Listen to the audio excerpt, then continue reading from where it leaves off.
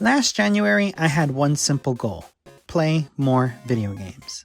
I wanted new experiences playing games I've never played before, I wanted new memories playing games I have played before, and I wanted to have the most fun with my time that I can. And now, we're in the second year of this project where I track every single video game I play or complete, then compile a video at the end of the year. My name is Carcass8, and this is my gaming year in review of 2025. We'll break down each month on this chart by games I actually completed or simply played. The other category will be reserved for games I never intended to complete for one reason or another. And, of course, I'll share thoughts on some of the games along the way. Okay, as the first month, January is always going to have a lot going on. But compared to last year where I played a bunch of new games, I've taken a different approach this year. Let's get a few games out of the way first. Yep, mobile games. You can always expect Pokemon Go to be a game I play all year. Maybe not as much as previous years, but I still log in daily. Pokemon Sleep, TCG Pocket, and Pikmin Bloom were all games I played most of the year until the daily check-ins for each game became too much. So I finally just stopped. Such is the nature of mobile games, I suppose. Pokemon games are always kind of a weird category too. I often find myself hopping back for one reason or another. This time, I did a quick shiny hunt on Pokemon Let's Go Pikachu. For that reason, unless it's a new Pokemon game, I won't spend a lot of time bringing them up. So, two games I did play were Mappy and Stardew Valley. I'm still trying to reach perfection on my farm, so I'm not totally done yet. But one of these years, I swear I'll do it. And finally, the game I actually reached credits for in 2025, the Plucky Squire. This was a game that was on my list in 2024 that I ended up not finishing because it was so cool. You play as Jot, who is a writer and hero in this storybook along his companions Violet and Thrash. The main driving force of the story comes when the antagonist, Humgrump, expels Jot physically from the narrative. Like, literally. The game goes from being 2D to 3D. The 2D aspects within the storybook are RPG adventure-based, just like old Zelda games. In fact, that's why I played the Swords of Ditto last year. Meanwhile, the 3D aspects outside the book tend to be more puzzle-based. I remember absolutely struggling during the stealth sections with the bugs on the table. My favorite thing, however, is that you're expected to jump back and forth between the two. Sometimes you flip a page while in 3D to manipulate the 2D map. Sometimes you're hopping between 2D sticky notes or puzzle pieces that are out of order in 3D. And, on a more basic level, I love how sometimes you can just swap words around on the page and the storybook would change. It's a clever game with a bunch of surprises that I encourage everyone to play. February was not nearly as busy in terms of number of games. This month, I booted up Pokemon Scarlet, as I will several times this year. More importantly, I focused on finishing up The Legend of Zelda Echoes of Wisdom. In this game, instead of playing as Link, he goes missing when rifts start appearing around Hyrule. Zelda takes on the role as the main hero, teaming up with Tri to go undercover and investigate. The rifts become the main dungeons of the world, functioning as a kind of distilled underworld. And man, seeing parts of Hyrule floating in the void is awesome. It makes for the coolest puzzles as you're swimming up a rotated landscape, or, better yet, I loved platforming through sideways trees to cleanse the area. I still stand by what I thought last year. Pokémon Legends Arceus and The Legend of Zelda Echoes of Wisdom take my favorite franchises and evolve them into phenomenally unique experiences, while still staying true to those games I played as a kid. I mean, this game just felt so creative. I loved finding other ways to solve conflict in the game other than swinging my sword. Using echoes to stack so many beds and reach new platforms I couldn't otherwise get to. I'd love to use my bed in real life to solve any problem too. Inexplicably, March was kind of a busy month. It was the perfect storm of being right when I ordered a bunch of games and being in between games. Of course, not all games played are equal. I tried out Tom and Jerry and SpongeBob SquarePants The Legend of the Lost Spatula since they came in a lot that had a game I actually wanted. Duke Nukem I bought thinking it'd be a funny thing to do since I remember playing the PlayStation game as a kid, and man, that game confused the heck out of me. I didn't get far. Mortal Kombat 3 is in the same boat. I loved the PlayStation version, but on Game Boy, it's rough. I'll talk about this more later, but oof. I honestly thought I'd play the Yu-Gi-Oh! Early Days collection more than I did, but that's the kind of game you could always come back to, so expect to see it again. And Super Breakout and Asteroids are a game I just love playing randomly for minutes at a time throughout the year. That just leaves some shiny hunting in Pokemon Legends Arceus, some Pokédex collecting in Fire Red, then watching my nephew play the first level of Super Mario Advance 4, Super Mario Bros. 3. For games completed in March, we've got Toy Story Racer and the Tower of Druaga on Game Boy. Both of these games come from my childhood in one way or another, so I thought I'd revisit them this year. Toy Story Racer is a game I physically owned on the Game Boy Color. I have no recollection of how we came to own it, as most of the games I owned in childhood TBH, but I definitely remember playing it a whole bunch. And while it's not got the most depth, I was genuinely shocked at what they were able to accomplish graphically, considering the console it was on. First things first, I think I sucked at this game when I was a kid, because I absolutely do not remember playing a bunch of the tracks. However, adult me is way more capable of winning a tournament. And that's what's so cool about being able to revisit these games later on in life. Seeing all of the cool environments now means I can appreciate them in a way that I took for granted before. I mean, just look at how cool it is to navigate around in that gas station, or when turning the corner down those stairs. I didn't think I'd end up appreciating what this game had to offer so much. Now, I've never owned the Game Boy version of the Tower of Druaga. In fact, I didn't even know it existed until recently when I was looking into buying more Game Boy games and found out that it was a Japanese exclusive. As a kid, I played the arcade version somehow. My memory tells me I had it included in some plug and play, but I literally cannot find any that I would have had. And boy, did I suck at that game. It's a common occurrence being bad at video games, I know. But I really mean it this time. I mean, did you know you needed a specific guide to tell you which items you need and which you should skip? Hell, I didn't even know there was a chest on every floor. How was I supposed to know? I'm out here dying to every slime I could. In the Tower of Druaga, you play as Gilgamesh, and your task is to fight your way up 60 floors of this tower to save Kai from the titular Druaga. Each floor contains a task that'll spawn a chest that'll either kinda help you or kinda hurt you. Additionally, you also need to find the key to the door before a big ol' electric ball comes to kill you, and if it doesn't, an even faster one will. Now, here's what makes me like the Game Boy version so much. It faithfully captures the essence of playing the arcade game, while making some changes that feel natural to a handheld game. Like, not instantly dying anytime your incredibly slow character touches anything while you're mid-sword swing animation. Hell yeah, now we have HP! Did you make it several levels then die in a dramatically lame way? Well, now we have passwords at every floor milestone. Finally, a game for those of us who are terrible at everything we do. And there's something so special of this era where they gotta get crazy creative to make a handheld version of a game. That's what's lost with the Switch and Switch 2 hybrid model. There's no wacky handheld iteration. Like, man, I don't even care if handheld versions are always objectively worse than console versions. I just love seeing the creativity that oozes from hardware limits. For me, it feels like two special versions of a game. April is the last month with a large amount of games. Of course, I booted up Pokemon Sword and Pokemon Brilliant Diamond, and actually all of the other Pokemon games on the Switch.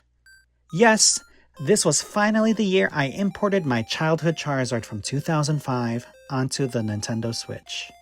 I made a whole video about it that I'm incredibly proud of. But yeah, I spent a lot of time getting footage of Charizard doing various things in various games. Space Invaders and Puzzle Bobble are both games I know I can pop in to play for a few minutes whenever. Honestly, that's why I purposely bought so many ports of arcade games. Sometimes I just don't want to invest so much of my brain for so many hours at a time. Sometimes I just need to keep my hands busy. WCW Mayhem and WWF Attitude were hilarious games for me to buy. I grew up playing PlayStation 1 games for each of these pro wrestling companies, and honestly, thank God I never had these Game Boy games. They just don't feel smooth to play. I think I'll keep trying though, until I can find the rhythm. That just leaves the funniest pair of games I could have played this month. Pong, The Next Level, and Grimace's Birthday. Say what you want, but this Pong game is fire. I love being able to just play Pong whenever I want, and there's different game modes included. There's the basic one that you expect, but there's also a jungle stage, an Arctic stage, and a soccer stage, each with their unique quirks. The jungle stage has these rollers in the center that can slow down the Pong ball, dramatically changing the trajectory. The Arctic stage has 2 penguins that wander around and occasionally produce a second ball. And the soccer stage allows you to control 2 paddles, the one in front of your goal and another one in front of the other side's goalie. And each of those 3 levels has a little tornado that produces special paddle effects for the player that manages to hit it. One effect allows the paddle to catch the ball, and it'll let you shoot it out from any position you want. The other effect rotates your paddle at an angle so that anytime the ball touches you, it'll shoot off with extra speed. My favorite is in the soccer level when you have the diagonal power-up, and the ball gets trapped between you and the other player. And the ball gains speed each time it hits until it clips through one of the paddles straight into a goal. Honestly, I didn't know I liked Pong this much. And since my birth month is April, I decided to play Grimace's Birthday just for the novelty of it all. I thought the idea of a new Game Boy Color game all these years later was cool, and I remember hearing about it when it came out. But I never actually played, so I thought, why not? Despite the marketing of it all, it was low-key kind of a cool game. It's got a solid skateboard platforming section, the dialogue was really funny, it may be a short game, but it was worth it knowing I actively sought out an advertisement. In May, Cookie Clicker came out for the Switch. I was so excited even though the launch was so rough. Obviously, I played a whole bunch, completely abandoning my Steam file, which had already abandoned my browser file. Whoops. I also popped in Hoyo Casino for a bit. I am bad at card games and worse at gambling, but I had a Hoyo game on my computer as a kid, so I thought I'd try it out. Okay, here's the deal. I loved Street Fighter Alpha 2 as a kid. It probably was on par with Mortal Kombat 3, both on the PlayStation. And I really wanted both Game Boy games to be similarly fun. And, well, okay. Maybe it's because I am simply not good at video games, because I lost a lot playing both at first. But once it clicked, the game that shined was Street Fighter 2. It is by far a better game than Mortal Kombat 3 on the Game Boy. Movement is just so much smoother. It feels much nicer to play. I even think it translates better visually. I didn't think I'd care so much, but if I had these as a kid, one would be the best experience, and the other would be such a disappointment. Still though, Mortal Kombat 3 is not a terrible game. I just have a preference after playing these 2 games back to back. Then, I replayed Undertale in preparation for Deltarune. I considered finishing my No Mercy run, but it has been so long and I struggled so much that I thought I'd do another pacifist run. And man, this game still hits hard. In Undertale, you play as a human child who falls into the earth. Now, in the underground, you'll meet a cast of wacky monsters that you can fight, act upon, or have mercy on and spare. I originally played Undertale in 2017 and totally killed Toriel, regretted it, and got punished for trying to restart the game. Ultimately, Undertale is the type of game to replay a bunch of times, and I'm glad I did. even though I played the same routes I've already beat before. Knowing all the characters and how hard the game is for me to beat, I just can't get it together to get a different ending. Happy 10th anniversary, Undertale. Maybe one day I'll experience the rest of the game myself. Woo! Yeah, Switch 2 time! Everyone get hyped for June because the Switch 2 is real, and I got one at a midnight launch. That's why in June I started the month with old school RuneScape. Okay, actually RuneScape, prior to the evolution of combat, is the game that I concretely have the most hours in. And yet, I was playing before the new sailing update came out this year, so expect to see that game again. And, okay, for realsies this time, I played Mario Kart World for a bit. I liked playing the Knockout Tour and even playing with one of my besties. I fell off quick though, mostly because I needed the storage space. Oof. It's one of the downsides of having an existing library to transfer over when the console requires a specific kind of external storage. This month, I also watched my nephew play through the first level of Sonic the Hedgehog. Listen, I don't know if I should even count these, but as long as he gets to play a classic game over Roblox or Fortnite, I'm more than happy to bring it up. We also played some of Bloons TD6, and I mean, where's the Switch 2 port? Just kidding. I'm just happy Ninja Kiwi is still keeping up with the Bloons franchise. This is not a foreshadow. And for the game I actually beat in June, Monster Sanctuary. You begin the game as a low-level monster keeper, inheriting a spectral familiar. I'm a Gen 2 Pokemon baby, so I chose the lion, of course. As you explore the sanctuary, you unlock new areas with different creatures to add to your team. Along the way, there are puzzles that require different abilities. You even increase rank and battle against bosses. Additionally, you learn there's a group of alchemists attempting to disrupt the peace within the sanctuary. First things first, Monster Sanctuary is beautiful. I am and will forever always be biased towards pixel-based games. They're just my bread and butter. There are so many parts of this game that are just so aesthetically pleasing. Secondly, I found the story to be quite captivating. All of the characters give the game a little bit of life while the plot unfolds, and the creature designs help me stay invested. But the real meat of the game is the battle mechanics. Combat takes the form of 3 versus 3 turn-based duels, and the most delicious part is how each monster's effects stack upon each other. You've got the skill tree that allows you to add points to a skill every time you level a monster up, which unlocks all of these crazy effects. Like, forget about equipping weapons and armor, I want to see my enemies burned, poisoned, and shocked all at the same time. I want my damage multiplier to increase per each hit, while increasing my critical hit chance. I want to desperately increase my chances of dodging, then heal because suddenly I'm losing every duel. Yeah, obviously the skill curve was going to claim me as a victim. I got through so much of the story without having to look up a team to help me beat the game, and honestly, I respect Monster Sanctuary so much for letting me get so far before humbling me greatly.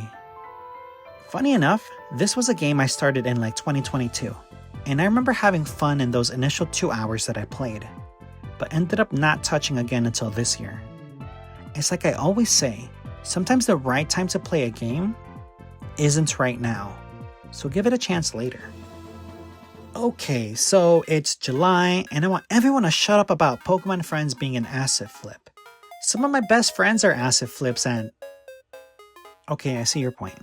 But for realsies, I don't know, man. I just like games where I open them up, do a quick puzzle, and then I close the game. Those are the best, and it's better when you slap Pikachu on it like you're trying to stop a leak with flex tape. And yes, I did play the second round of the Nintendo Switch Online playtest program. I played for about an hour, and I just didn't get into it. That's all I'll say.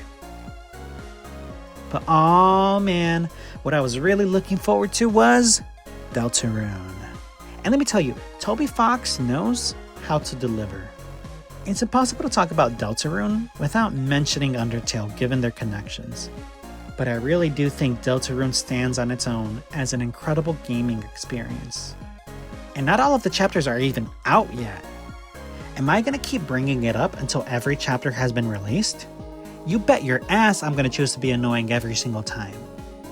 Going into this game with the same expectations as Undertale is kind of hilarious because it immediately sets itself apart. You're playing as Chris, and you're forced to team up with Susie. Not me though, no one's forcing me. I enjoy hanging out with Susie, even as she's threatening to kill me. Oh no, now we've fallen into the dark world, and this soft boy girl is telling me that I'm part of the prophecy. Well, for every game that unfortunately has chosen me as the hero, this one is the best because it has Lancer. And I love Lancer. I need Lancer in every game I play. And I don't mean a Lancer-like character, I mean Lancer himself. This is the worst summary. I'm sorry, let me stop yapping. Every episode of Deltarune sheds a little light onto the overarching mystery. It just so happens that the mystery gets darker each time too. Chris and Susie always get pulled into the dark world. They have a gale time with Rousey and a bunch of other characters along the way. There's a boss battle, then Chris and Susie return to their world. The dark world is made up of things, literally from the light world, regular world, but then, hang on. Who's the one making these dark fountains to jump between the worlds? Oh shit, that's my boy Sans Deltarune. I wonder if he knows my other boy, Sans Undertale. Okay, for realsies this time. Deltarune, being episodic in nature, is kind of interesting. It gives gameplay a sort of structure that's not there in Undertale. And I kind of like it. Structure invites expectations, and expectations invite surprises. And boy, there are some shocking things in these first 4 chapters. I didn't play the first 2 chapters, despite them already being available until this release. And God, I wish I could play the remaining chapters already. That's how hooked I got. But the best things in life deserve our patience.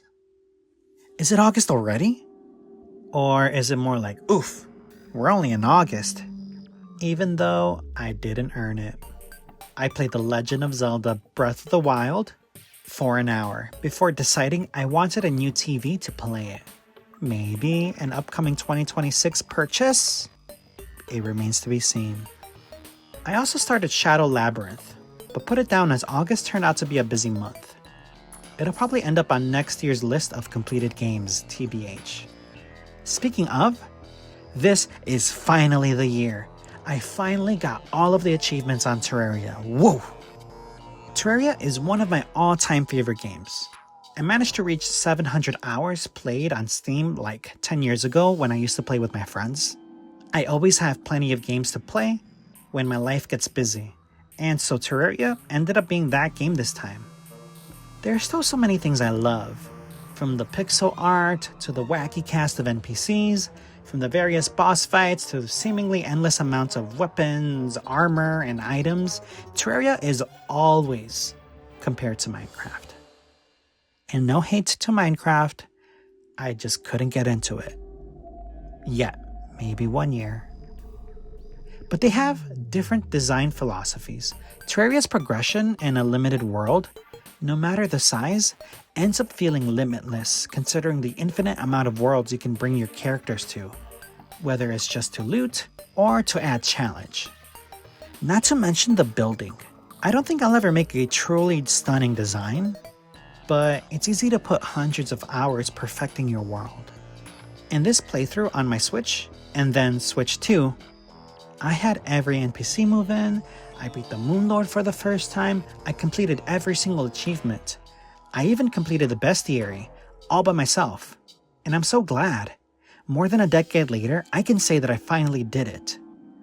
And now, I'm just waiting to see what else they'll add to the game. And now, September. A big part of this project is playing games I've never played before. And I generally start with games I have a connection to.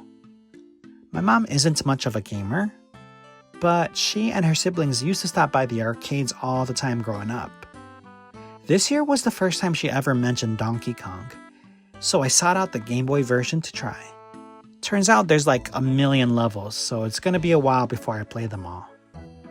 I also bought Vigilante 8 for the Game Boy Color while I was in Orlando because I used to have the PlayStation version, and well, this game is so dramatically different as a handheld, it's kind of hilarious. And hard. Sheesh. My nephew plays a lot of Tom Clancy's Rainbow Six Siege on his PlayStation 5, so at the same retro game store, I also bought Tom Clancy's Rainbow Six on the Game Boy Color, and I watched him play for a bit. He says it's way harder than what he's used to.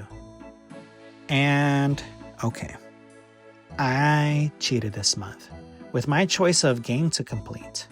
Bloons Tower Defense was always going to be done very quickly, and I did it on the last day of September. It feels kind of dishonest since the purpose isn't to beat games necessarily, just to play them. Then again, that's how some months ended up with multiple games. Anyway, the first Bloons Tower Defense is kinda cool to play these days just to see how far the series has come. I obviously exclusively used the regular Dart Tower all the way until round 50, losing a whopping 6 lives along the way. Shame, it should have been a flawless run. These days, that kind of strategy wouldn't fly in Bloons TD6, and that makes both experiences kind of unique. I can't imagine anyone spending hundreds of hours on this game, but if you like Bloons or even tower defense games in general, it's fun to check it out again. I remember playing Bloons as a kid on Miniclip, and even back then, I knew I could cheese it with a bunch of monkeys. So, I suppose you can expect to see the other Bloons games to come up over time too, as soon as I start feeling nostalgic. It's October, time for some spooky games like the original Legend of Zelda. Actually, the scary thing about that is I ended up not playing for very long. Plants vs. Zombies Replanted though, I understand people's criticisms of the game, but I was absolutely excited to play it on my Switch. These days, I prefer not to play anything on my phone if possible. And I also replayed the Walking Dead Telltale game as my spooky game. I know I played the second game last year, but that was before I started documenting everything. So I'll probably play that again too. Anyway, in The Walking Dead Season 1, you play as Lee, a former history professor who starts his story on the way to prison when the zombie outbreak reaches him. While fleeing a group of walkers, he finds himself in the home of a little girl named Clementine, who's been left all alone with a babysitter who has since turned. The next few chapters chronicle Lee's journey to protect Clementine as they struggle to find safety in inhospitable areas with questionable people along the way. Telltale's way of storytelling, where every choice you make matters, gets kind of foggy when everything else kind of leads to similar outcomes. But in a way, that's kind of poetic. When the world ends, a lot of the choices you make lead you to certain things, but the way you get there doesn't always have to be the same. There's still integrity in our actions, and knowing we made an attempt to change the narrative matters even when reality doesn't allow us to do so. After playing this game multiple times, I'm still struck by key moments in the story. I feel like I even end up choosing the same options if I don't consciously try to see the alternatives. Characters are real and complex. I mean, I always on purpose make decisions so Duck thinks I'm cool. I can't imagine siding with Lily, even if I think Kenny is an absolute ass in his approach. This style of game rewards multiple playthroughs. I'm a big fan of the Walking Dead universe, and man, I wish we got to see the world expand in a few more games of this nature. And that just leaves Pokémon Legends ZA. You know, I'm a lifelong Pokemon fan. My perspective is always going to be biased, so take it with a grain of salt. But this is a good game. Some people are also lifelong Pokemon haters, so take that with a grain of salt too. Actually, that's twice the amounts of salt. It's too salty in here now. Just play whatever you're interested in. But let me tell you what I loved about Legends ZA. You just kind of stroll into Lumiose and immediately get robbed. Typical big city activities, you know. Then, this person who ends up becoming your main rival kidnaps you to help advertise for some hotel. God, I hate marketing. At that hotel, you meet what'll become your main besties, along with the 3,000-year-old owner of the hotel, AZ. Whoa, hang on. What's going on at Prism Tower? Didn't there used to be a gym there? Anyway, you somehow get roped into fulfilling requests from the insane citizens of Lumiose, all the while protecting them from wild Pokemon who have been mega evolving by themselves. Various zones are set up throughout the city in order to foster coexistence with the hordes of Pokemon gentrifying the city.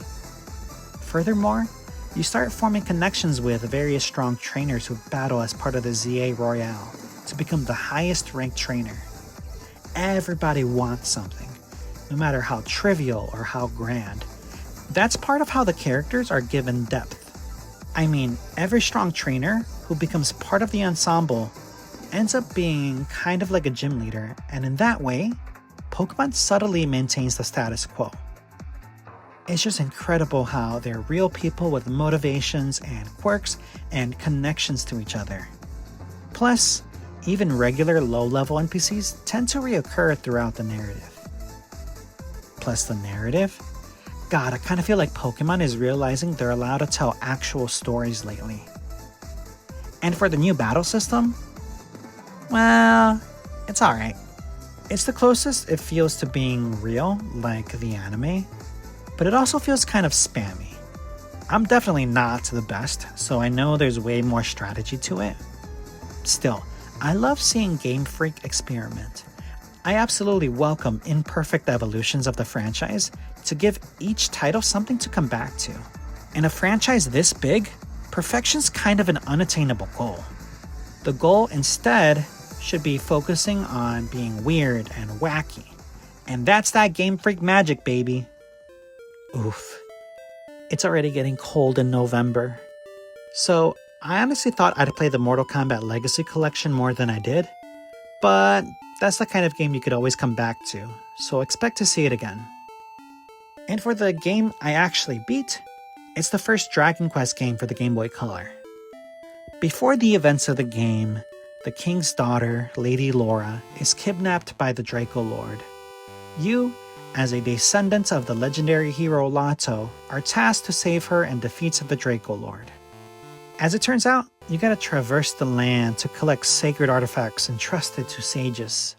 Along the way, you slay a million slimes, golems, and other monsters to level up your strength and magic.